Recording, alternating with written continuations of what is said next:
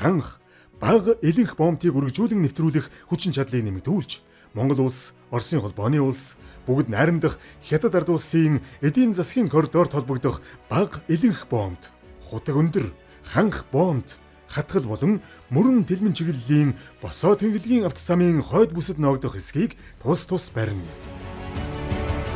Нин тэргүүн мэдээж одоо бүссэн хөгжлийн хүрээнд бол дид үтсийн асуудлуудыг бол нийгмийн яралтаа бол авч хэлцэх нь бол зайлшгүй байгаа. Манай хойд бүс бол бусад бүсүүдийг бодох юм бол за төвийн бүс, говийн бүс хоёр бол төмөр замтай.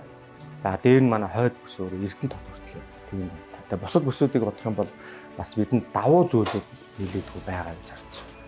Тэр бүсүүд бүлэглэгдэх нь бол нэг хэрэг. Ойр орчноороо.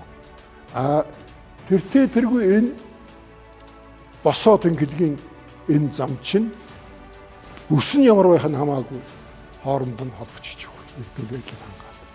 Нөгөөтэйгүр Азийн автозамын сүлжээ гэж байгаа. Энэ Азийн автозамын сүлжээний дотор бол энэ орох юм бүрэн болцоотой. Тэгвэл нийт одоо улс орны хэмжээний том одоо автозамын сүлжээнд одоо хамрагдахаараа энэ бол нийгмийн эдийн засаг худалдааны том одоо сүлжээ болох ийм боломж олцоо бол гарч байгаамаа гэж. Босоо тэнхлэгийн хоёр том зам байршиж байгаа учраас бүгд хятад ард улсаар дамжуулан Азиас орж иж байгаа бараа бүтээгдэхүүн реэкспорт хийгдэж Оросын холбооны улсаар дамжин Европын зах зээл рүү нийлүүлэх боломж гэж харж байгаа.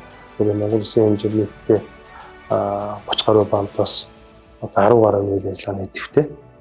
Бусд нь бол идэвхгүй байдаг. За энэ идэвхгүй бомбуудын одоо нэг нь бол Булган аймгийн Тэшиг сумын Багаленхийн бомб гэж байдаг. Энэ Багаленхийн бомбыг эргээд сэргээх одоо ажлууд хийгдээд тэ зөв боловсруулах ажлууд нь тендерын зарлагдаад аж ахуйн нэгжид тодорцсон.